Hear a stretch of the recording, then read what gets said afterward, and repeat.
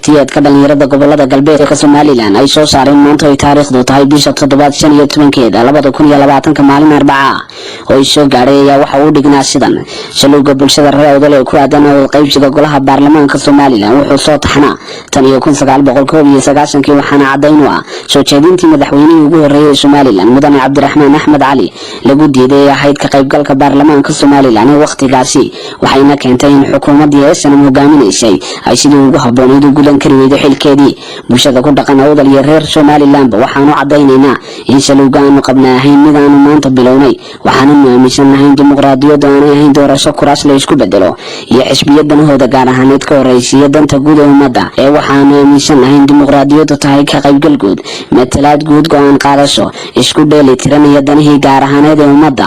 oo la wada reediyo sidaa darteed raali kama noqonayno doorasho ay ka maqan yihiin go'aankeedii beelihii Soomaaliland wada dhistay ee deegaanka ku ah madaxweynaha waxaa looga fadhiyaa inuu fuliyo ballantii iyo martiqaadkii uu fidiyay duqeyda gobolka Awdal ka soo jeeday 13 Sebtembar 2019 xilligaasi oo ku sugnaa magaalada Boorame ee xarunta gobolka Awdal iyadoo ballanfurkii taagan tahay ayaa uu madaxtooyada kula kulmay xisbiyada mucaaradka isagoo saxiixay in la qabto doorasho aan sharciga iyo qanuunka dalku waafaqsanayn madaxweynaha iyo labada gudoomiyaha mucaaradka waxay isku bedeleen kala sharci dejinaya inay gaadhaan go'aamo nolosha mustaqbalka ummadda saameyn xun ku yeelanaya sidaa darteed mar haddii la diiday in la isdagaysto la isqanciyo la is eego wixii suuragal ah ee dana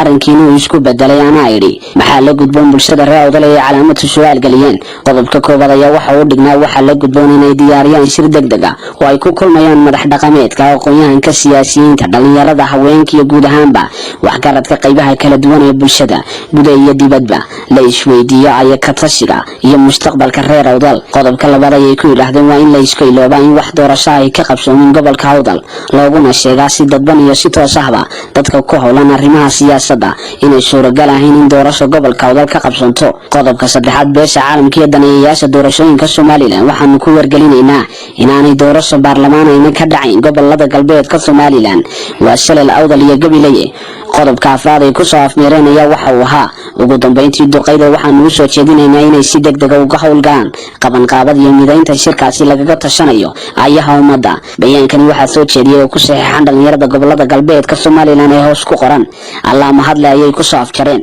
waa suxufi Cisqi magaalada Boorame ee xarunta gobolka Awdal